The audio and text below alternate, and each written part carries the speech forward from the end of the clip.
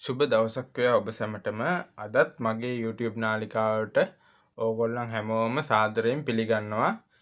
ඉතින් අද මම ඕගොල්ලොත් එක්ක කතා කරන්න යන්නේ මොනවද මේ AC DC කියන්නේ සරල ධාරා, ප්‍රත්‍යාවර්ත ධාරා සහ වෝල්ටීයතාවයන් සහ හර්ට්ස් අගය මේවා ගැන මම අද කතා කරන්න යන්නේ. ඒ කියන්නේ සයින් වේව් වැදලා හැම දෙයක්ම මුලින් ඉඳන් අද ඔයගොල්ලොත් එක්ක මම කතා කරනවා. ඒක නිසා මේ වීඩියෝ එකේ මුලින් ඉඳන් අගටම බලන්න. අනිවාර්යයෙන්ම බලන්න. මම මේකේ ගොඩාක් දේවල් ඔයගොල්ලොත් එක්ක කතා කරනවා. මොකද දැන් අපි NVQ4 ගන්නවා නම් අපි ලෙවල් ඉස්සරහට කරගෙන යනවා නම් මේ ගැන හරියටම අවබෝධයක් තියෙන්න ඕනේ. ගොඩක් වෙලාවට මේ කම්පැනි වලට රජයේ සේවයට ගියාම ගොඩක් අර අසරණ වෙන වාතාවරණය වැඩි මේ ගැන නොදැන සිටියාම. ඉතින් ඒක නිසා හැමෝම මේ වීඩියෝ එකේ මුලින් ඉඳන් අගටම බලන්න. මොකද මං හිතනවා මේ අපි දැන් ගොඩක් කට්ටිය ඉන්නේ මේ ඉලෙක්ට්‍රිකල් NVQ4 ඉල්ලන්න 5 ගන්න සහ NVQ3 ගන්න ඇත් ඉන්නවා. සහ වයරින් කරන බාසුන් නැහලත් ඉන්නවා මගේ ගෲප් එකේ මේ channel එකේ. ඉතින් ඒගොල්ලෝ අනිවාර්යයෙන්ම මේ ගැන දැනුවත් වෙන්න ඕනේ. ඉතින් එහෙනම් අපි මුලින්ම කතා කරමු. මුලින්මම අපිට AC වෝල්ටේජ් එක කියලා එකකුත් DC වෝල්ටේජ් එක කියලා එකකුත් තියෙනවා. මේ දෙක හැදුනේ කොහොමද? ඇත්තටම මේ දෙකේ හැදෙන්නේ 1880ත් 1890ත් මෙන්න මේ කාලය තුලදී තමයි මේ වෝල්ටීයතා දෙකම හැදිලා වෙලා ඊට පස්සේ ධාරාවල යුද්ධයක් කියලා එකක් තියෙනවා. ඒ කියන්නේ ධාරාවල යුද්ධයක් කියලා මේ දෙකටම තියෙනවා. හරිද? මේ දෙකටම තියෙනවා කියන්නේ AC වෝල්ටේජ් එක හදන්නේ වෙස්ටින් හවුස් ආයතනයත් එක්ක එකතු වෙලා නිකොලා ටෙස්ලා. වෙස්ටින් හවුස් ආයතනයත් එක්ක එකතු වෙලා නිකොලා ටෙස්ලා. ඊට පස්සේ DC වෝල්ටේජ් එක හදන්නේ කවුද? DC වෝල්ටේජ් එක හදන්නේ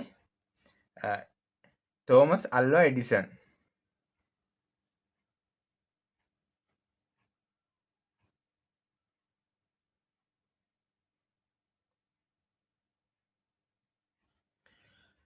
තෝමස් අල්වා එඩිසනුත් නිකොලා ටෙස්ලාත් මෙන්න මේ දෙන්න තමයි මේ AC සහ DC කියන වෝල්ටේජ් දෙක සරල ධාරා ප්‍රත්‍යාවර්ත ධාරා ලෙස හඳුන්වන මෙන්න මේ දෙක හදන්නේ.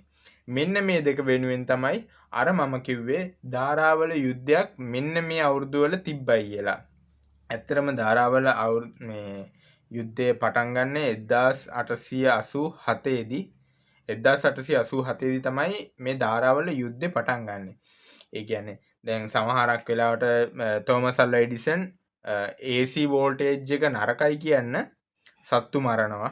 ඒ කියන්නේ AC වෝල්ටේජ් එක අල්ලනවා අශ්වයින්ට, බල්ලන්ට, බලල්ලුන්ට අල්ලලි වෙලා AC වෝල්ටේජ් එකේ හින්දා අර ඒකේ ධාරාවේ හින්දා සත්තු මැරෙනවා. සත්තු මැරෙන එක පෙන්නලි වෙලා කියනවා මේ AC වෝල්ටේජ් එක හොඳ නෑ කියලා.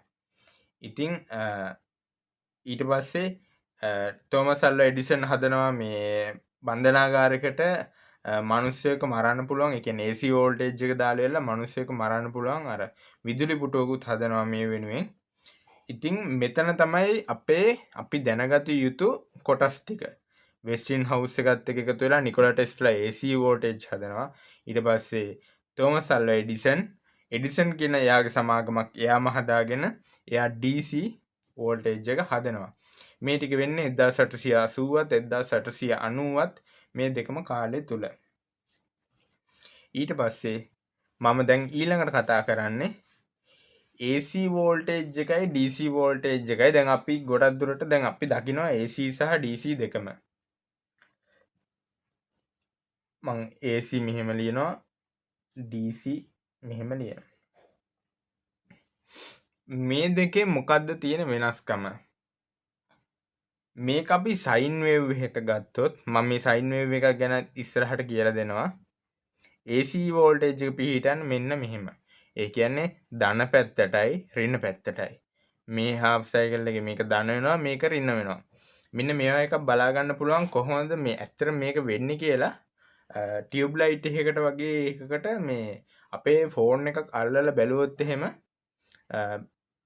ෆෝන් එකේ කැමරාව ඇල්ලුවාම අපිට බලා ගන්න පුළුවන් අර එකපාරට ගැහි පත්තු වෙනවා. ඒ පත්තු වෙන්නේ මෙන්න මේ AC වෝල්ටේජ් එකකින් හින්දා. මෙන්න මේ සයින් වේව් එක තමයි සයින් වේව් එක එක පැත්තක් ධන වෙනවා අනිත් පැත්ත ඍණ වෙනවා. ඍණ වෙනවා කියන්නේ බිඳුව පැත්තේ යනකොට මේක ඕෆ් වෙනවා. ධන පැත්තේ විතරයි මේ ලයිට් එක ඔන් වෙන්නේ. ආයි මේ පැත්ත ආයි ධන මේ පැත්ත ඍණ. එහෙම වෙන එක දිගට වෙනවා. මේක තප්පරයකට චක්‍ර 50ක් තියෙනවා. ඒක මම ඉස්සරහට කියලා දෙන්න. ඉතින් ඒකෙන් හින්දා තමයි අර ලයිට් එකක් අපිට ගැස්සි පත් වෙනවා පේන්නේ. DC වෝල්ටේජ් එක හැමතිස්සෙම ධන පැත්තෙම තමයි. මෙන්න මෙහෙම. දැන් මේක මෙහෙම ඇඳුත් මෙන්න මෙහෙම ඇඳුත් මේ තියෙන්නේ DC වෝල්ටේජ් එක තන රේඛාවක් දිගේ දිගටම යනවා. ඉතින් අපිට AC වෝල්ටේජ් එක හොඳයිද DC වෝල්ටේජ් එක හොඳයිද? ඇත්තරම දැන් අපි ගොඩක් දුරට ඉලෙක්ට්‍රොනික භාණ්ඩ පාවිච්චි කරන හින්දා අපි හිතන්නේ මේ DC වෝල්ටේජ් එක කියන්නේ මේ පොඩි වෝල්ටේජ් එකක් කියලා. සාමාන්‍ය පොඩි ඉලෙක්ට්‍රොනික සර්කිට් එකක් කරන්න පුළුවන් එන්නේ වගේ දෙයක් කියලා හිතන්නේ නැහැ. මේ දෙකම එක වගේ. AC වෝල්ටේජ් එක වගේම බලගතුයි DC වෝල්ටේජ් එකත් දෙකම එක වගේ. හරිද? දෙකෙන් වෙනස තියෙන්නේ මේ සයින් වේව් එකත් අනිත් ටිකත් මම මෙහෙමම කියන්නම්. දැන් අපිට AC වෝල්ටේජ් එකක් සම්ප්‍රේෂණය කරන්න පුළුවන්. සම්ප්‍රේෂණය කරන්න පුළුවන් කියන්නේ අපි දැන් ජෙනරේට් කරන්නේ අපි වෝල්ට් 11000 තමයි. වෝල්ට් 11000 කියන්නත් බෑ. සමහරක් වෙලාවට අපි පවර් හවුස් එකකින් ජෙනරේට් කරන්නේ වෝල්ට් 400. හරිද? මේ ජෙනරේට් කරපු 400 එතන ඉඳන් ස්ටෙප් අප් ට්‍රාන්ස්ෆෝමර් එකට දාලා ඉවරලා මේක 11000 හරි මේක 33000 හරි කරනවා. හරිද? එතකොට මෙතන ඉඳන් දැන් මේකේ මේ වෝල්ට් 400 වුණාට මේකේ තියෙනවා ඇම්පියර් 1000 මට හරියට මතක නැහැ 1000 අපි 50ක් කියමුකෝ 1050ක් විතර ඇම්පියර් එකක් තියෙනවා. හැබැයි මේක අපි දැන් ට්‍රාන්ස්ෆෝමර් එක දාලා මේක ස්ටෙප් අප් කරපු ගාම මේක ඇම්පියර් 65කට 63කට වගේ අඩු වෙනවා. හරිද? තේරෙනවා ඇතිනේ මං කියන්නේ. මේ තියෙන්නේ පවර් ජෙනරේට් කරන තැන. පවර් ජෙනරේට් කරනවා කියන්නේ ඔය අපි ඩීසල් වලින් හරි අපි සුළං විදුලි බලාගාර වලින් නැත්නම් අපි කිව්වොත් මේ ජල විදුලි බලාගාර වලින් මෙන්න මෙච්චර තමයි හදන්නේ. වෝල්ට් 400 හදන්නේ. 400 ඇම්පියර් එක වැඩි. ඇම්පියර් 1050ක් මට මතක නැහැ හරියටම ගාන 1000 ගානක් තියෙන්නේ. 1150ක් හරි ඔන්න ඔය ගානක් තියෙන්නේ.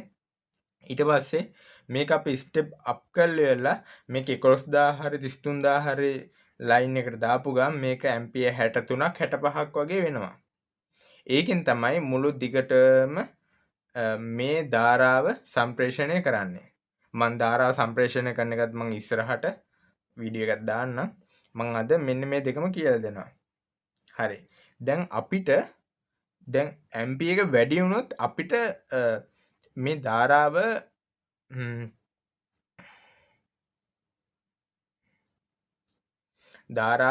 මේ තියෙන මම ලයිට් කණුවක් ඇන්දේ මේ ධාරාව අපිට මෙහෙම ඇම්පියර් දැන් 1050ක් තියෙනවානේ 1050 මේ ලයින් එක දිගේ අපිට මේ දැන් අපි හිතමුකෝ මේක තියෙන දැරණියගල මේක තියෙන්නේ මම D කියලා දානම් මේ තියෙන කොළඹ.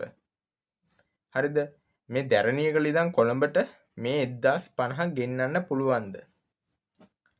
ඇත්තටම කිව්වොත් ඇම්පියර් 1050ක් මේ වයර් එකක් දිගේ ගෙන්නන්න බෑ. ඒකට තමයි අපි ධාරාව අඩු කරන්නේ. වෝල්ටීයතාවය වැඩි කරනවා ධාරාව අඩු කරනවා.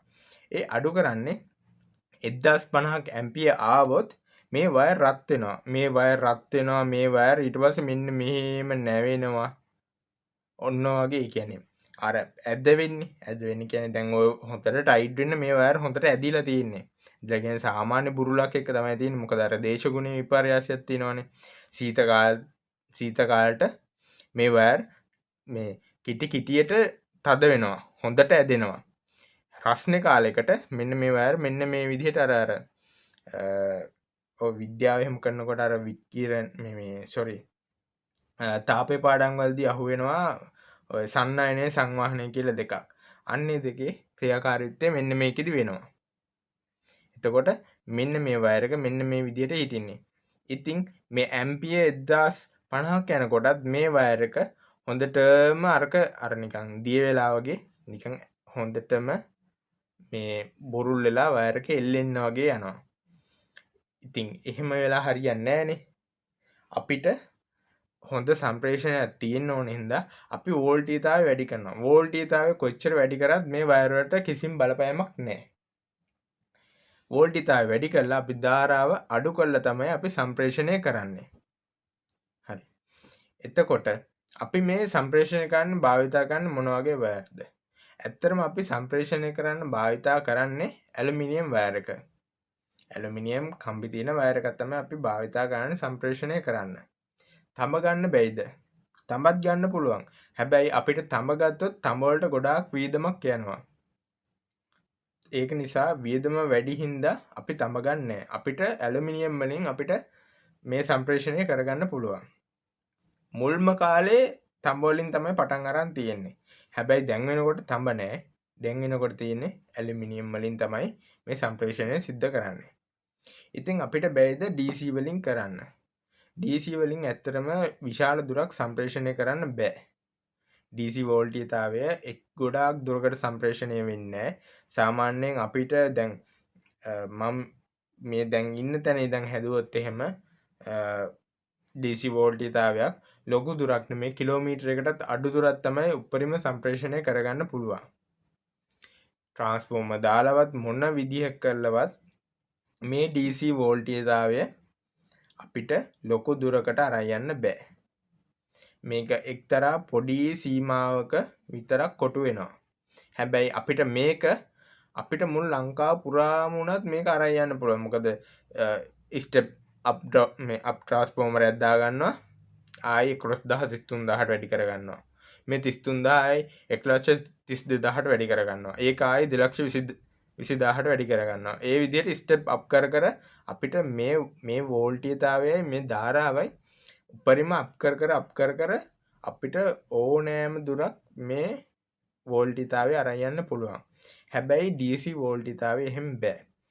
ඉතින් තෝමස් අල්වා එඩිසන් පරාජය වුණේ මෙන්න මෙතන තමයි.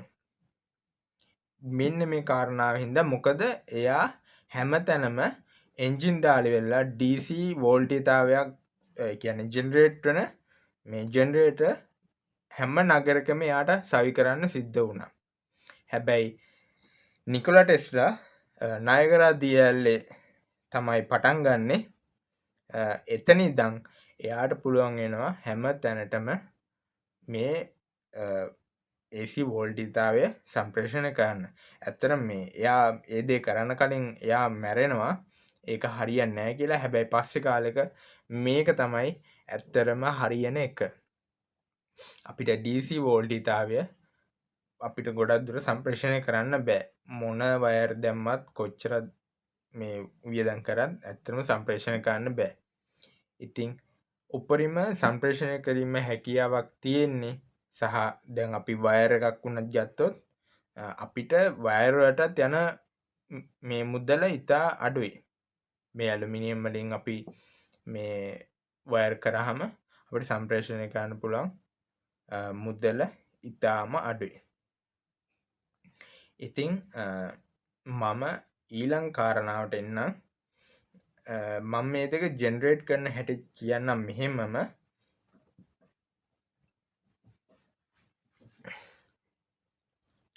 ඇත්තටම දැන් DC වෝල්ටීයතාවයක් ජෙනරේට් කරන්න නම් පර්මනන්ට් මැග්නට් දන්නවනේ. ඒ කියන්නේ කාන්දම්. එන්නේ කාන්දම් නෝර්ත් සවුත් කියලා තියෙනවා.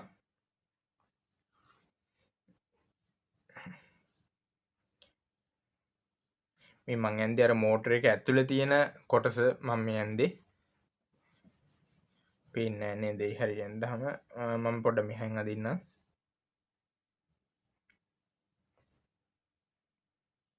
ඉතින් මෙන්න මේක north, මේක south, ආයි මේක north. මෙන්න මේ විදිහට අර මෝටරේ මැද්දේ තියෙන කෑල්ල. කියන්නේ අපේ රෝටර් එක කියන්නේ. මෙන්න මේ එක තමයි. රෝටරේ නැත්නම් ආමිචරේ කියනවා. හරිද? මෙන්න මේ විදිහට පර්මනන්ට් මැග්නට් එකක් දාගන්නවා මැදට.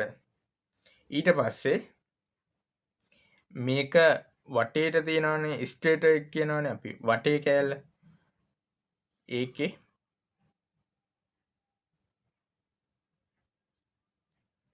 මෙන්න මෙහෙම ඉරි එහෙම තියෙනවා. මේ තියෙන්නේ කූලින් ෆින්ස් එහෙම. ඊට පස්සේ මෙතනින් තියෙනවා පොඩි ෆෑන් එකක්. ඊට පස්සේ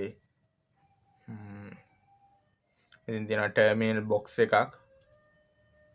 ටර්මිනල් බොක්ස් එක කියන්නේ අපි වයර් කරගන්න බොක්ස් එක.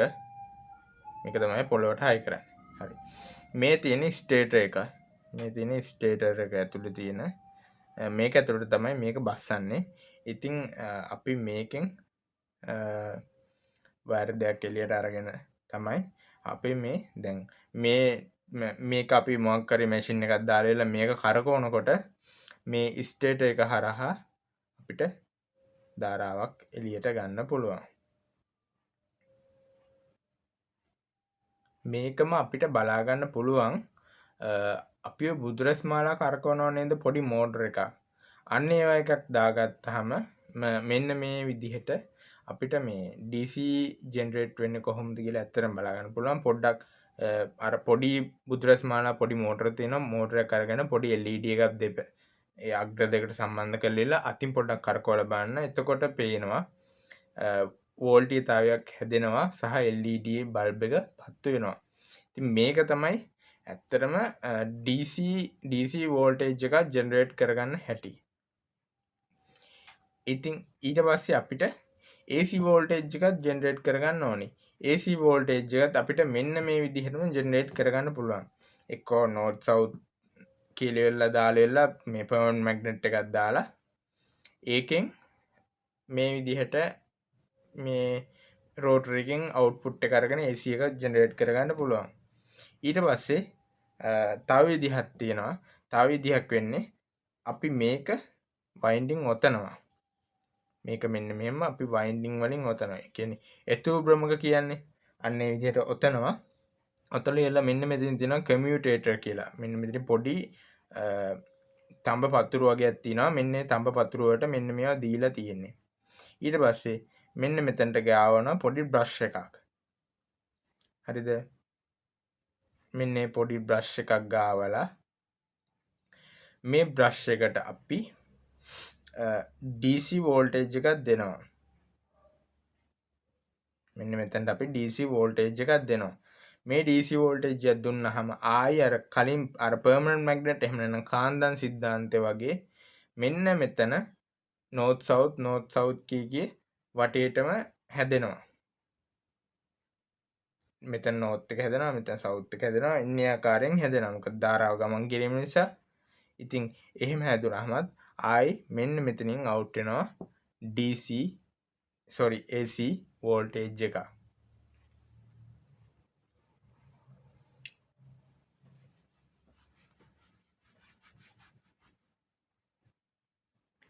ඊට පස්සේ මම එනවා මොනවද මේ හර්ට්ස්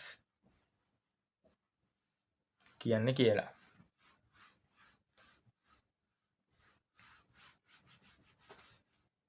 ඉතින් මම අර කලින් කිව්වා වගේ අපිට DC වෝල්ටේජ් එකත් AC වෝල්ටේජ් එකත් දෙකම එකට තමයි දකින්න පුළුවන්.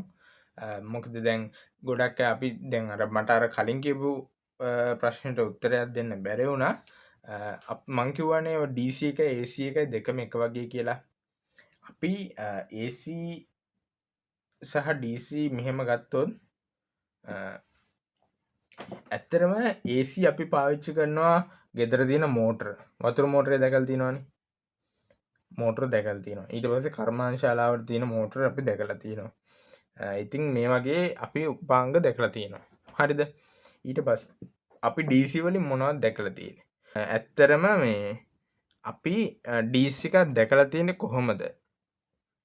අපි ඇත්තටම දැකලා තියෙන්නේ ටීවී, රේඩියෝ, ඔය පොඩි උපකරණ වල තමයි. බුදුරැස් මාලා කරකවන මෝටර අනම්මනම් ඔය පොඩි ඒවා දැකලා තියෙන්නේ. සමහරක් අය ඉන්නවා මේ වගේ ලොකු දේවල් දැනගෙන ඉන්න අයත් ඉන්නවා. මේ මම YouTube නාලිකාවේ ඔබත් දන්නවා ඇති. හැබැයි නොදැන කට්ටියත් ඉන්නවා. ඉතින් අපි මේකේ මෝටර දැකලා තියෙනවනේ AC එකේ. අපි DC එකේ මෝටර දැකලා තියෙනවද? DC එකේ මෝටර දැකලා තියෙනවා කිව්වොත් එහෙම කියයි. ඔව් දැකලා තියෙනවා. ගොඩක් පොඩි ඒවා දැකලා තියෙනවා. මමත් මුලින් කිව්වේ ගොඩක් පොඩි ඒවා දැකලා තියෙනවා කියලා මගේ පන්තියට ගිහිල්ලා. මමත් ඉගෙන ගත්ත කෙනෙක්. ඉතින් ඇත්තටම මං එදා හොඳට බැලුම් අහගත්තා. අපි ඇත්තටම මේ ඒ සර් මගෙන් ඇහුවේ ඔයා කෝච්චියක්වත් දැකලා නැද්ද කියලා. ඇත්තටම කෝච්චියක් වැඩ ගන්න එහෙම නැත්නම් විදුලි දුම්රියක් හරි කෝච්චියක් වැඩ කරන්නේ මෙන්න මේ DC වෝල්ටේජ් එකෙන්. මේකෙදි විදුලි දුම්රිය ඊට පස්සේ ලයින් ෂාෆ්ට් ලයින් ෂාෆ්ට් කියන්නේ ලොකු ෂාෆ්ට් කියන්නේ නිකන් යකඩ පෝල් එකක් තියෙනවා. මෙන්න මේ වගේ ලොකු පෝල් එකක් තියෙනවා. මේක කරකවනවා. මේකට ඉතින් එක එක උපකරණ සම්බන්ධ කරලා තියෙන්නේ. මෙතන වීල් එකක් දාලා තව මැෂින් එකක් කරකවන්න. මෙතන වීල් එකක් දාලා තව මැෂින් එකක් කරකවන්න. මෙතන වීල් එකක් දාලා තව මේ පැත්තට මැෂින් එකක් කරකවන්න. ඉතින් මේ වගේ දැන් ඔය අපි කර්මාන්තශාලාවක් ගත්තාම ලොකු දෙයක් කරගන්න පුළුවන්. ඒ කියන්නේ හොඳට බර දීලා වැඩ කරන්න පුළුවන්. AC වගේම DC මෝටරුත් සාමාන්‍ය AC වගේම DC මෝටරුත් ගොඩාක් විශාල ඒවා තියෙනවා. DC ගොඩක් ලොකු මෝටර තියෙනවා. දැන් අපිට ස්ථීර චුම්බක මෝටර කියලා වර්ගයක් තියෙනවා DC වල. ඊට පස්සේ ආයෙ තියෙනවා උපපත මෝටර කියලා. ඊට පස්සේ ආයෙ එනවා සංයුක්ත මෝටර කියලා. DC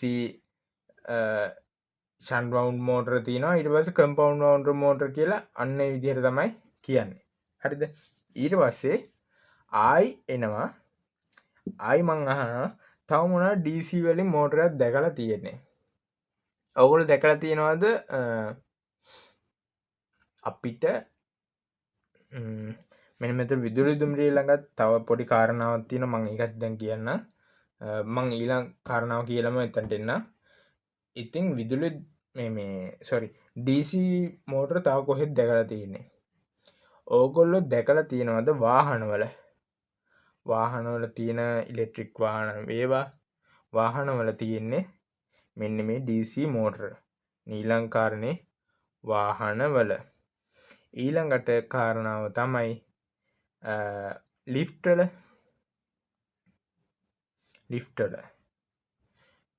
අපි ලොකු තට්ටු නිවාස වලට භාවිතා කරන ලිෆ්ට් වල තියෙන්නේ මෙන්න මේ වගේ DC මෝටර එකක්. ඇත්තටම මේ DC මෝටර එකක් දාන්න AC මෝටර එකක් දාන්න බැයිද? මේ DC මෝටර එකක් අපි විදුලි දුම්රියට දාගන්නේ ඇයි? DC මෝටර එකක් අපි විදුලි දුම්රියට දාලා තියෙන එක හේතුවක් තමයි මේ මෝටරේ ධාවනය වෙනකොට මේ කෝච්චිය මෙහෙම යනවා. මේ කෝච්චිය නවත්ත ගන්න අපිට බ්‍රේකින් සිස්ටම් එකක් තියෙන්න ඕනේ නේද? මේ බ්‍රේකින් සිස්ටම් එකක් තියෙනත් එක තමයි අපි මෙන්න මේ DC මෝටර එකක් මෙන්න විදුලි දුම්රිය නැත්නම් අපි දුම්රිය වලට භාවිතා කරන්නේ. ඒක හේතුව තමයි දැන් මේ අතර කැරකෙන මෝටරේ අපි සප්ලයි එකක් දීලා මේක අනිත් පැත්තට කරකවනවා. ඕගොල්ලෝ දැකලා ඇති නේද? එකපාරට අර දඩස් ගාලා ගැස්සෙනවා. අන්න ඒක වෙන්නේ මෙන්න මේක හින්දා තමයි. එක පැත්තකට දාපු ගමන් ඉස්සරහට යනවා. අපිට බ්‍රේක් කරගන්න ඕන නම් ඒක අනිත් පැත්තට දානවා. අනිත් පැත්තට දාපු ගමන් ඒ මෝටරේ කරගෙන රිවර්ස් පැත්තට. එතකොට එක තැනම ඒ වාහනේ නවතිනවා. මේක අපි ආඩිනෝ කරනවා නම් අපි පොඩි කාර් එහෙම හදනවා. දැන් ගොඩක් ඔය තරුණයන් ඇත්තටම පොඩි චූටි කාර් එහෙම හදනවා. ඉලෙක්ට්‍රොනික කරන්න.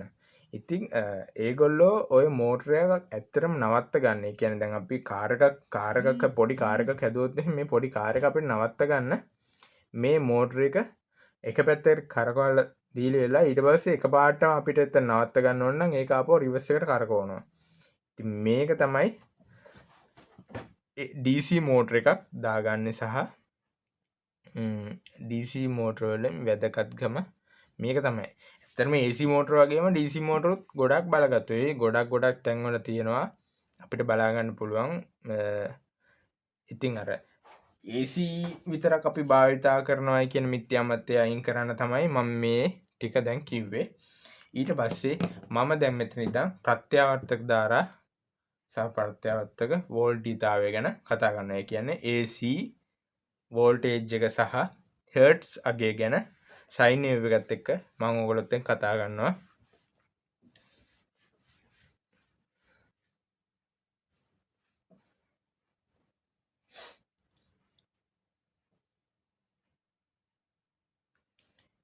හරි. දැන් මම ඊළඟට කතා කරන්නේ මෙන්න මේ ප්‍රත්‍යාවර්තක ධාරාව ගැන. ප්‍රත්‍යාවර්තක ධාරා කියන්නේ AC ගැන. හරි. දැන් අපිට මේ ප්‍රත්‍යාවර්තක ධාරාව මම ආයිත් මෙන්න මේ විදිහට ප්‍රස්තාරකය වගේ අඳිනවා. මේ ප්‍රත්‍යාවර්තක ධාරා සැපයුමක් කියන්නේ මොකක්ද? අන්න ඒ ප්‍රශ්නෙට තමයි මම දැන් මේ කියන්නේ. ඇත්තටම මම මේක අර මුලින්දම බලන්න කියලා කිව්වේ මේ මං කියන ටිකින් තමයි ගොඩක් දුරට NEQ විභාගයක් එන්නේ. ඇත්තටම මේ ටික තමයි ඇත්තටම අහන්නේ. ඉතින් ඒකයි මම මේ ටික අර ගොඩක් දුරට උගන්වන්න ගොඩක්ම ටච් කරන්න බලාපොරොත්තු වෙන්නේ. මේ ටික අනිවාර්යෙන්ම හැම කෙනාම ඒ කියන්නේ විදුලි කාර්මිකයෙක්ද ඉලෙක්ට්‍රිකල් ඉගෙන ගන්න හැමෝම මේක ඉගෙන ගන්නම ඕනේ. මේක තමයි අපිට ඉගෙන ගන්න ගොඩක් අමාරුම කොටස. ඒක නිසා අපි මේක ගැන පොඩ්ඩක් හොඳට ඉගෙන ගමු. ප්‍රත්‍යාවර්තක ධාරාව සැපයුමක් කියන්නේ එක් මොහොතකදී එක් දිශාවකටත් ඔන්න එක් මොහොතකදී එක් දිශාවකට මේක ගමන් කරා. ඊට සුළු මොහොතකට පසු ඊට විරුද්ධ දිශාවට මේ එක් මොහොතකදී එක් දිශාවට ගමන් කරා. මෙන්න උඩ දිශාවේ ගමන් කරනවා. ඊට පස්සේ ඊට සුළු මොහොතකදී ඊට විරුද්ධ දිශාවටත් ගමන් කරන එනම් කාලයත් සමග වෙනස් වෙන සැපයුමක්. තේරෙනව නේද? එක් මොහොතකදී එක් දිශාවකට ගියා. ඊට පසු මොහොතකදී ඊට විරුද්ධ ප්‍රතිවිරුද්ධ දිශාවටත් යනවා. ඉතින් මේ තියෙන වෝල්ටීයතාවය මේ තියෙන්නේ කාලය ටයිම්. එක් මොහොතකදී එක් දිශාවටත් ඊට සුළු මොහොතකදී ඊට විරුද්ධ දිශාවටත් ගමන් කරන එනම් කාලය අනුව වෙනස් වෙන සැපයුමක් තමයි අපි AC සප්ලයි එකක් කියලා හඳුන්වන්නේ. හරිද? මේක අපි මම DC එක පොඩ්ඩක් මෙතන ලියන්නම්. DC එක ලිව්වොත් එහෙම V time මේ DC එකේදී වෝල්ටේජ් එක ඔහේ යනවා. ඒ කියන්නේ ඩිරෙක්ට් කරන්ට් එක දිගටම යනවා. මේ තියෙන්නේ alternating current. Alternating current direct current. Alternating current කියන්නේ කාලයත් සමග වෙනස් වෙනවා. නේ? කාලයත් සමග වෙනස් වෙවි යන්නේ මේක. මේ කාලය මේ තියෙන කාලයත් සමග එක් දිශාවකටත් යනවා ඊට විරුද්ධ දිශාවටත් යනවා. හැබැයි DC එකේදී කිසිම වෙනසක් වෙන්නේ නැහැ. DC එකේ කෙලින්ම ධන පැත්තෙම තමයි ධන පැත්ත කෙලින්ම යනවා. ඊට පස්සේ අපිට මෙන්න මේක එනවා වර්ග මධ්‍යන මූල අගයක් කියලා එකක්. ගොඩක් දුරට මේකත් දන්නේ නැහැ ගොඩක් විදුලි කාර්මිකයන්.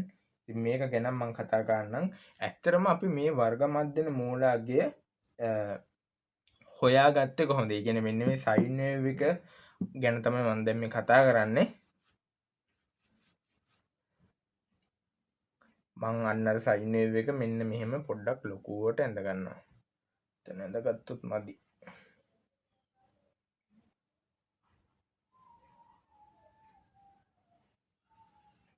මම කලින් කිව්වා වගේ මෙන්න මේක V ඊට පස්සේ මෙන්න මේක ටයිම් එක කියලා මම දාගත්තා. දැන් තමයි පාඩමට එන්නේ. ඇත්තටම අපි මේක විද්‍යාඥයන් හොයාගන්නේ කොහොමද? මං අන්නේ ප්‍රශ්නෙටත් උත්තරේ දෙන්න. මේක හොයාගන්නේ මේ AC සප්ලයි එක භාවිතා කරලා ජලය රත් කරගන්නවා. ඉතින් මේ ජලය රත් කරනකොට නිශ්චිත කාලයකදී ඇතිවන උෂ්ණත්වයත් එක්ක කාලයත් සමග වෙනස් නොවන සරල ධාරා සැපයුමක් භාවිතා කර. කියන්නේ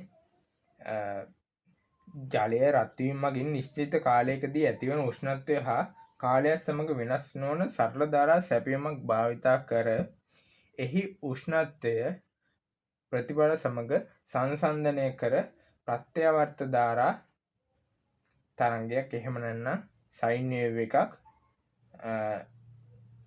ඒ කියන්නේ ප්‍රයෝජනවත් අගය කියලා එකක් තියෙනවානේ. ප්‍රයෝජනවත් අගය කියන්නේ මෙන්න මෙහෙම ඇන්දොත්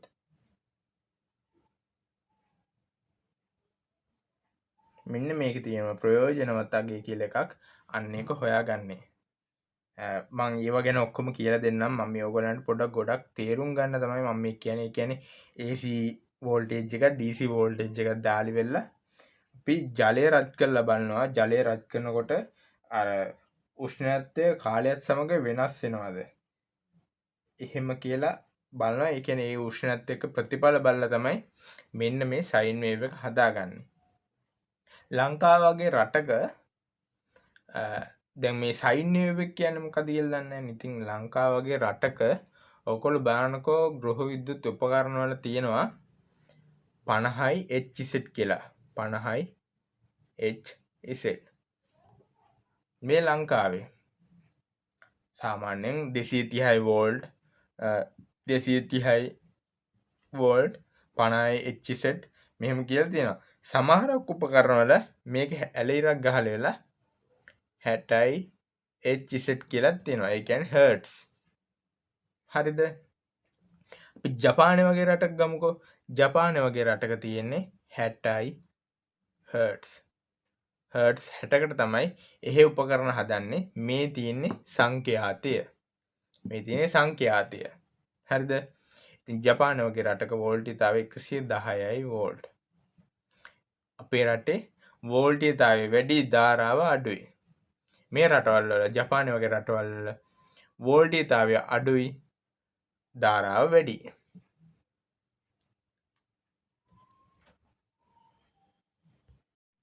ඉතින් මේ දැන් නිවසක නැත්නම් දැන් ලංකාවේ පවතින හර්ට්ස් 50යි. මම කලින් කිව්වා වගේ හර්ට්ස් 50 තියෙනවා. ඊට පස්සේ ජපාන් නම් 60යි. මේ දෙකත් එක්ක මේක තියෙන අනුපාතය මොකද්ද? මොකද්ද මේ දෙකත් එක්ක තියෙන සම්බන්ධතාවය? හර්ට්ස් 50 කියලා කියන්නේ මොකද්ද? හර්ට්ස් 50 කියන්නේ අපි හර්ට්ස් කියන්නේ සංඛ්‍යාතය. සංඛ්‍යාතය කියන්නේ මේ වෝල්ටීයතාවය අපේ ගෙදරකට හරි කර්මාන්තශාලාවකට හරි අපි යවනවනේ. දැන් මෙහෙම හිතන්නකෝ. ඔයාගේ ෆෝන් එකට කොහේ හරි සර්විස් ප්‍රොවයිඩර් එහෙම නැත්නම් ඩයලොග් මොබිටෙල් කියලා ඉන්නවනේ. ඒගොල්ලන්ගේ ටවර් එකකින් අපිට සිග්නල් ෆෝන් එකට එනවා. ඒ ෆෝන් එකට සිග්නල් එන්නේ GSM කියලා. ඒක සංඛ්‍යාත පරාසයකින් අපිට එන්නේ. අන්න ඒ වගේ සංඛ්‍යාත පරාසය තමයි මේ 50යි හර්ට්ස් 60යි හර්ට්ස් කියලා කියන්නේ. එහෙම නැත්නම් අපි හිතමු දැන් තව උදාහරණයක් ගත්තොත් අපිට මොන හරි ශබ්දයක් ඇසෙනවා. ඒකත් සංඛ්‍යාතයක්. ඉතින් මේ වෝල්ටීයතාවය අපේ සම්ප්‍රේෂණය කරවන්න මෙන්න මේ වගේ 50ක ෆ්‍රීකවන්සි එකකින් තමයි අපි මේ තරංගයක් එළියට ජෙනරේට් කරලා ඒක 11000 හෝ 22000 හෝ 33000 හෝ ඊට පස්සේ 220000 හෝ 132000 හෝ එහෙම මොකුත් නැහැ.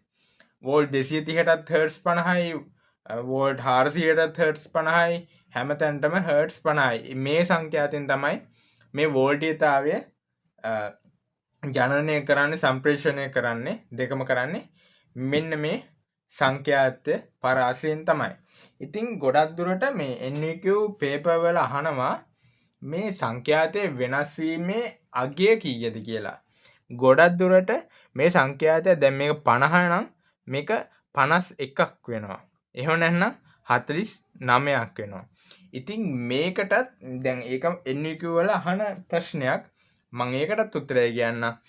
මේක දැන් මේ දෙක අතර බැලුවහම එකක්නේ වෙනස් වෙලා තියෙන්නේ. පේනව නේද? දැන් හර්ට්ස් 50 51 වෙලා. හර්ට්ස් 50 49 වෙලා. ඉතින් මේක මම මෙන්න මෙහෙම ලිව්වොත් ධන හෝ ඍණ 1 හර්ට්ස් අගය වෙනස් වීමේ ශීඝ්‍රතාවය එහෙම නැත්නම් වෙනස් වීමේ අගය තමයි ධන හෝ ඍණ 1. හරිද? හර්ට්ස් 50 වෙනවා නැත්නම් හර්ට්ස් 49 වෙනවා නැත්නම් 51 වෙනවා. මෙන්න මේ විදිහට මේ සංඛ්‍යාතයේ මෙන්න මේ එකක් විතරයි වෙනස් වෙන්නේ. එකකට වැඩිය වෙනස් වෙන්න බෑ. එහෙම වෙනස් වෙනවා කියන්නේ ගොඩක් දුරට අර එකපාරක් මතකද මේ මුල් ලංකාවටම ලයිට් නැති වුණා. ඒ කියන්නේ මේ සංඛ්‍යාත පරාසයෙන් ගොඩක් වෙනස් වෙලා එන්නේ එහෙම ප්‍රශ්නයක් වුණා. දැන් අවුරුදු දෙකක් එකක් වගේ 2019 වගේ මට මතක හැටි 2019 හරි 20 මුල වගේ 20 මුල හරි 19 අග හරි මට හරියට මතක නැහැ. නොරොච්චෝලි බලාගාරයක් හරි පවර් ජෙනරේට් කරන්න ගිහලා තමයි ඒ වැඩි වුණේ. ඉතින් දැන් මේ දෙක තියෙන මොකද්ද සම්බන්ධතාවය කියලා මගේ ඊළඟ කතාවෙන් මම දැන් කියනවා. අන්ද මේ වෙනස් වීමේ ශීඝ්‍රතාවයක් කිව්වා. මේ දෙක අතර අනුපාතය තමයි මේ එක සයින් වේව් තරංගයක්. මෙන්න මේ වගේ තරංගයකින් තමයි අපිට විදුලි සැපයුම හම්බ වෙන්නේ. හරිද? ඉතින් දැන් අපි කියවනේ 50යි හර්ට්ස් කියලා. 50යි හර්ට්ස් නම් මේ තියෙන්නේ තප්පරයකට චක්‍ර 50කින් එකක්.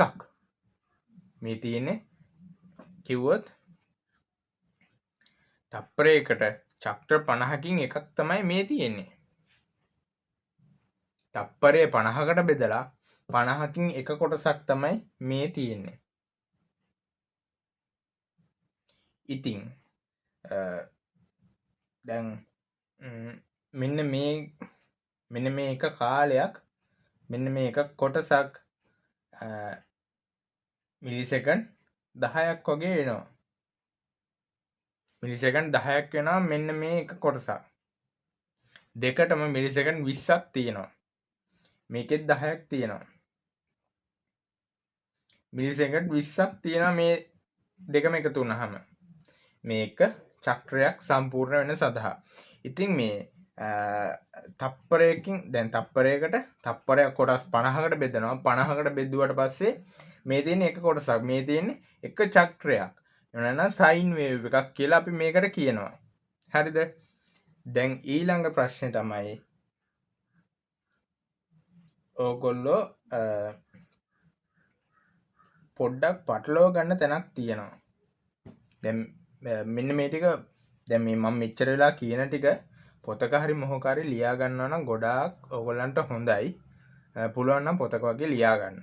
දැන් මේක මේ තප්පරයකින් තප්පරයක් 50කට බෙදුවට පස්සේ 50න් එක කොටසක් තමයි මෙන්න මෙතන තියෙන්නේ. මේ තියෙන එක සයින් වේව් එකක්. හරිද? මම දැන් මෙන්න මේ සයින් වේව් එක ගැන කතා කරන්න යන්නේ. මෙන්න මේ පාඩම තමයි උපරිම ඕගොල්ලන්ට අනිවාර්යෙන්ම ඕනම ටික. හරිද? මම මුලින්ම කතා කරනකොට කිව්වා එක් මොහොතකදී එක් දිශාවකටත් ඊට සුළු මොහොතකදී ඊට ප්‍රතිවිරුද්ධ දිශාවටත් කාලයත් සමග වෙනස් වී ගමන් කරන සැපයුමක් කියලා ප්‍රත්‍යාවර්තක දා. එහෙම නැත්නම් ඕල්ටර්නේටින් කරන්ට් කියන එක. හරිද? දැන් මෙන්න v ටයිම් එකයි. වෝල්ටීයතාවය කාලයත් සමග වෙනස් වෙවි එකිනෙකට විරුද්ධව ගමන් කරනවා. මම මෙහෙම දෙයක් කිව්වොත් මේ තියෙන්නේ ධන පැත්ත. මම මෙන්න මේ පැත්තෙන් මෙන්න මෙතන මෙන්න v අකුර පල්ලෙහාන් ලියන මේ තියෙන්නේ ධන. මේ උඩ පැත්ත. මේ තියෙන ඍණ. මම කලිනුම් මේක ගැන කිව්වා. වෝල්ටීයතාවයක අපි ටියුබ් ලයිට් එකක් දිහා බලනකොට ෆෝන් එකක කැමරාවක් ඔන් කරලා අපිට පේනවා ගැසි පත්තු වෙනවා. ඒ පත්තු වෙන්නේ අර මේක හැමතිස්සේම දැන් එක චක්‍රයකදී 50න් එක් අවස්ථාවකදී මේක ඒ කියන්නේ හැමතිස්සේම මේක ඕෆ් වෙනවා. හැමතිස්සේම දැන් මේ පොසිටිව් හාෆ් සයිකල් එක එහෙම ධන පැත්තෙන් යනවා හාෆ් සයිකල් එක වෘත භාගයක් යනවා. ඊට පස්සේ ඍණ පැත්ත. මෙන්න මේකෙදි විතරයි අපිට මේ බල්බයක් ඔන් වෙන්නේ. ඊට පස්සේ ආයෙ ඕෆ් වෙනවා. මෙතනදී ඔන් වුණා මෙතනදී ඕෆ් වෙනවා. මේක එක දිගට වෙන එකක්. එක දිගටම මේක ඕෆ් වෙනවා ඔන් වෙනවා ඕෆ් වෙනවා ඔන් වෙනවා ඕෆ් වෙනවා ඔන් වෙනවා. ඉතින් අපේ ඇහැට මේක පේන්නේ නැහැ. ඉතින් මේකට කියන්නේ දැන් අපිට මේ වගේ දෙයක් පේන්නේ නැහනේ. සාමාන්‍යයෙන් මරදාන ටෙක් එකේද කොහෙද තියෙනවා මේ එන්නේ එහෙම බලන්න පුළුවන් උපකරණයක්. ඒකේ තියෙන ෆෑන් පෙත්තක් කරකිනවා අන්න එකකින් එළියක් දිහා බැලුවහම තමයි එන්නේ දෝෂේ. ඒක පේනවා ලොකුවටම අපිට ඒක හොඳට බලා ගන්න පුළුවන්. ඒක මරදාන කාර්මික විද්‍යාලයේ තියෙනවා. ඉතින් මේ මෙහෙම දෝෂයක් අපේ ඇස්වලට පේන්නේ නැහැ නේද? පේන්නේ නැහැ. ඇත්තටම තප්පර ගානකදී මේක ඕෆ් වෙනවා. සාමාන්‍ය මේ ෆෝන් එකක කැමරාවකින් විතරයි මෙන්න මේ දෙයක් බලා ගන්න පුළුවන්. අපි මේකට කියන්නේ බ්‍රමේක්ෂ ආචරණ දෝෂය. බ්‍රමේක්ෂ ආචරණ දෝෂය.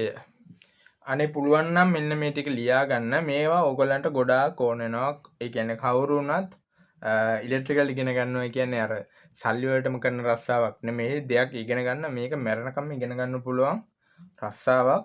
සහ ඔයාගේ දැනුම අනුව ඔයාට කොච්චර ඉස්සරහට යන්න පුළුවන්ද කියලා තීරණය කරන්න බෑ. උඩරිම ඉස්සරහට යන්න පුළුවන් මේ හැම දෙයක්ම දන්නවා කියන්නේ.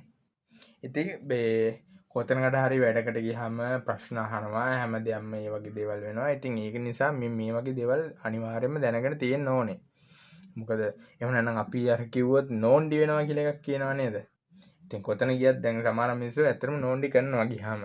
කම්පැනි වලට අලුතෙන් එහෙම ගියාම නෝන්ඩි කරනවා. අපෝ මේවත් දන්නේ නැද්ද බං උඹලා? අන්න එහෙම අහනවා.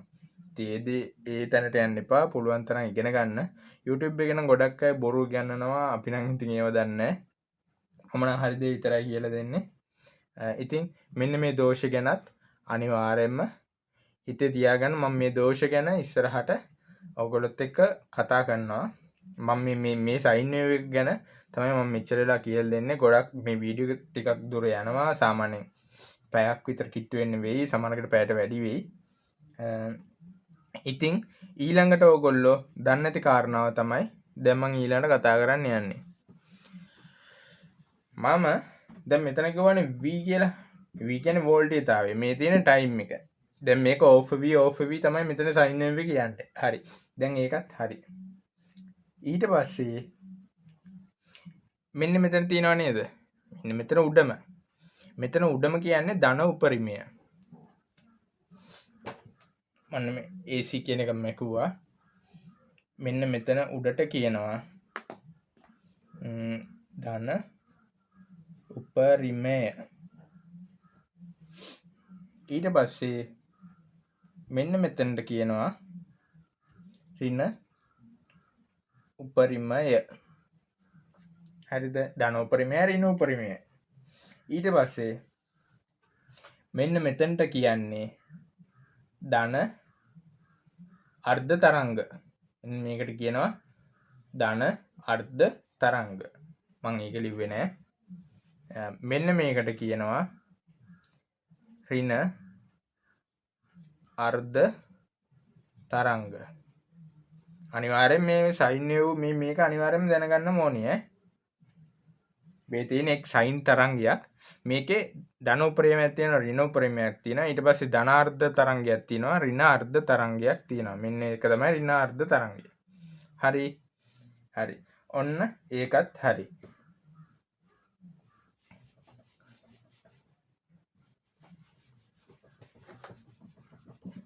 දැන් තමයි අපේ හරිම තැනට එන්න තැන. මම ආයි සයින් වේව් එක මෙන්න මෙහෙම අඳිනවා.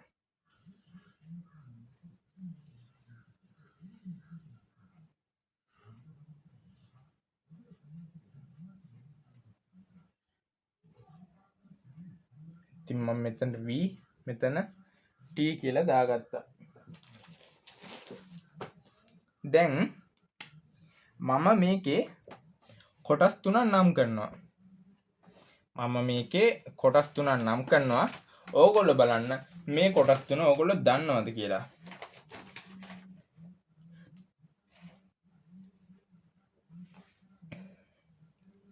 මම මෙන්න මෙතනින් මෙන්න මෙහෙම කොටසක් මාක් කරා. ඊට පස්සේ ආයි මෙතනින් තව කොටසක් අකුණු කරා. මෙන්න මෙතනින් ඒ කියන්නේ මෙන්න මෙතන උඩරිමයේ වෙන තැනින් තව කොටසක් ලකුණු කරා. දැන් ඕගොල්ලන්ගෙන් මං ඇහුවොත් අපේ ගෙදරට සැපියුම ලැබෙනවා 230ක්. දැන් 230ක් සැපියුම ලැබෙනවා නම් මෙන්න මේ සයින් වේව් එක අනුව සැපියුම 230 වෙන්නේ කොතනද? සැපියුම 230 වෙන්නේ කොතනද කියලා මං ඇහුවොත් එහෙම ගොඩක් අයගේ උත්තරේ තියෙන්නේ මෙන්න මෙතන. මෙන්න මෙතන තමයි ගොඩක් අයගේ උත්තරේ තියෙන්නේ. මෙන්න මෙතන තමයි ගොඩක් අය කියන්නේ සැපියුම් 230 කියන්නේ මෙන්න මෙතන කියලා. හරිද? සැපියුම් 230 කියන්නේ එතන නෙමෙයි. මේ තියෙන්නේ V max එක. V max. ඊට පස්සේ මෙතන තියෙනවා V R M S. ඊට පස්සේ මේ තියෙනවා V average. AVG කියලා තමයි ලියන්නේ. හරි. Vmax එක, VRMS එක, V average එක. දැන් මං කිව්වේ නෑනේ කොතනද දැන් වෝල්ට් එක දැන් 400 නම් 230 නම් කොතනද තියෙන්නේ කියලා මං කිව්වේ නෑනේ. එන්නේ එක තමයි මේ VRMS කියන්නේ. හරිද? මේ තියෙන්නේ උපරිම අගය. හරිද?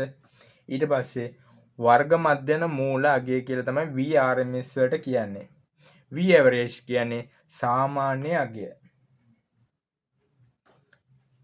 ඉතින් අපිට අපේ ගෙදරකට වෝල්ට් 230ක් ලැබෙනවා නම් මෙන්න මේ ලයින් එකේ තියෙන 230 කියලා තමයි අපි හඳුනාගෙන තියෙන්නේ.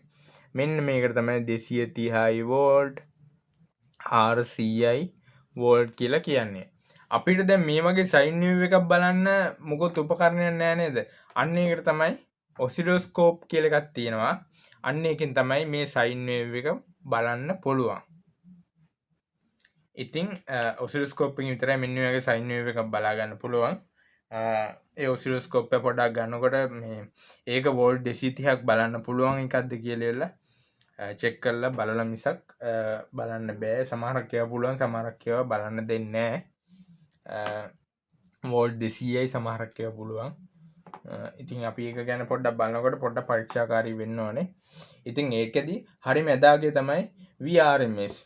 ඊට පස්සේ මේ උඩින්ම තියෙන අගය මොකද්ද? උඩින්ම තියෙන V max එක. දැන් මම මෙහෙම කියනවා. දැන් අපිට නිවසක වෝල්ටේජ් එක 230ම හම්බ වෙන්නේ නැහනේ. අපි කොහොමද V max එක හොයාගන්නේ? මම ඒකට මෙන්න මෙහෙම ගානක් හදනවා. මම මෙන්න මෙතනින් ලියන්නම්. දැන් මට මෙතන බෝඩ් එකේ ඉඩ මදි මේකත් එක්ක මට මේ ටික කියලා දෙන්න. සූත්‍රය මේකයි. V max. හරිද? V max සමානයි VRMS. VRMS බෙදීම 0.707 0.707. මෙතන පොඩ්ඩක් මට පැටලුණා. මම 77 ලියන්න ගියේ. 707න් බෙදනවා. ඊට පස්සේ VRMS වලට මම දාන්නම්කෝ 225ක් කියලා. 225යි. 225 නම් 225 0.707න් බෙදුවොත් අපිට උත්තරේ එන්න ඕනේ 8යි 1යි 3යි දශම 2යි 5ක් 2යි 4ක් වගේ එනවා. 318.2ක් එන වෝල්ටේජ් එක මේ 225 මෙන්න මෙතන මම 225යි කියලා ගත්තොත් එහෙනම් මේ Vmax එක අපිට එනවා 318ක් එනවා. 318.2ක් එනවා.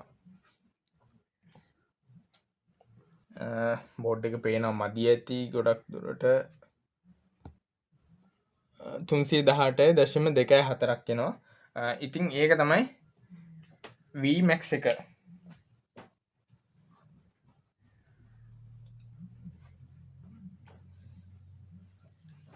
මම මේ පැත්තකින් ඇඳලා මේ ගණන් ඔක්කොම ටික එක ආයි කියලා දෙන්න. මොකද ඉඩ මදි මෙතන අඳින්න. මම රූපේ ඇඳලා ලොකු වැඩි වුණා. ආයි මම මේ වගේ ඇඳගත්තා. වෝල්ටේජ් එක ටයිම් එක දැම්මා. ඊට පස්සේ සයින් වේව් එක ඇඳලා සයින් වේව් එකේ මෙන්න මේක තමයි VAVG ඇවරේජ් එක. ඊට පස්සේ මේක තමයි VRMS එක. ඊට පස්සේ මේක තමයි Vmax එක.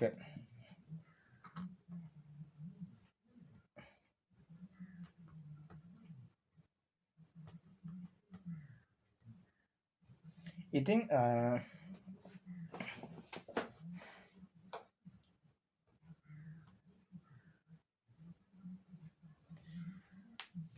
දැන් මම Vmax එක නෙවෙයි මම ආයි Vmax එකත් ආයි මම ලියන්න නැත්නම් පොඩ්ඩක් පැටලෙයි. මම VRMS එක 225යි දුන්නේ.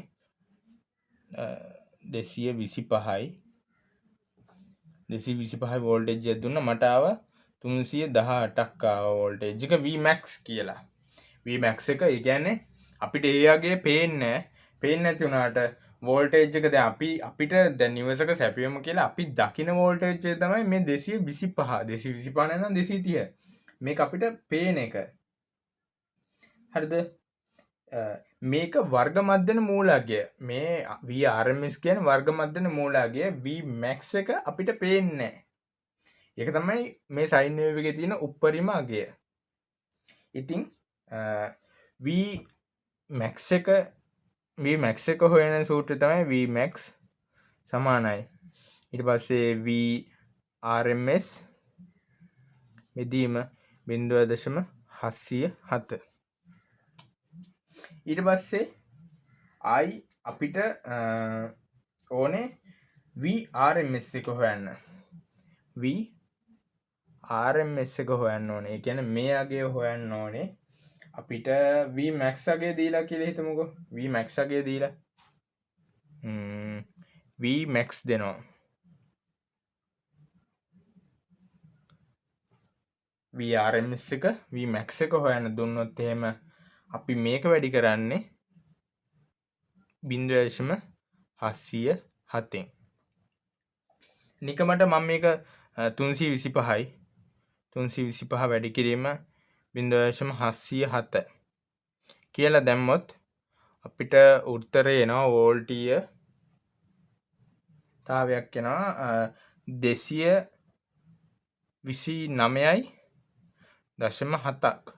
ඔව් මෙන්න මේ ගාන වගේ වෝල්ටීයතාවයක් අපිට එනවා VRMS එක. කියන්නේ මෙතන මේක මම 325 කියන්නේ Vmax එක 325 කරොත් මෙතන 229ක් 230ක් වගේ එනවා. ඊට පස්සේ V average එක කියන්නේ සාමාන්‍ය අගය. V average එක කොහොමද හොයන්නේ? V average එක හොයන්නේ සමාවෙන්න ඕනේ මෙන්න මෙතන මම average කියන්නේ මේ AVG කියලා දාගෙන තියෙන AVG නෙමෙයි. ඒක මට දැන් මතක් වුණේ මෙතන AVE එක ඉන්න ඕනේ. AVE කියලා කියන්නේ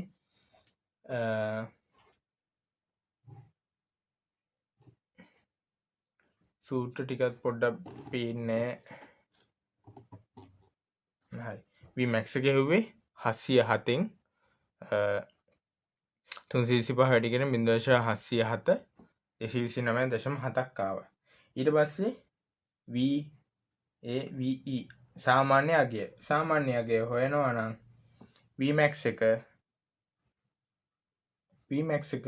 වැඩි කරන්න ඕනේ 0.637න්. 637න් වැඩි කරන්න ඕනේ. 0.637. එතකොට V average එක අපිට ගන්න පුළුවන්.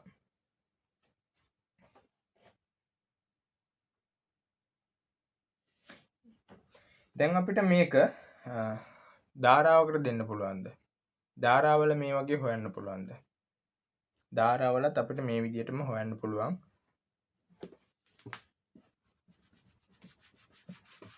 මේ සූත්‍ර ටිකමයි. මේ ටික කොහෙද ලියා ගන්නව නම් හොඳයි ඔයගලන්ට. අපි හිතමුකෝ දැන් ප්‍රත්‍යාවර්ත ධාරාවක උපරිම ධාරාගය ඇම්පියර් 10යි. 10යි. ඊට පස්සේ වර්ග මර්ධන මූලාගය කීයද? අපි අර විදිහටම IRMS කියලා දැම්මා. ඊට පස්සේ Imax එක දැම්මා. වැඩි කිරීම 0.807. ඔය සූත්‍රය දැම්මට පස්සේ අපිට ගන්න පුළුවන් නමාරක් පෙන්වන්න. එතකොට මෙතන Vmax එක 10යි වැඩි කිරීම 0.807.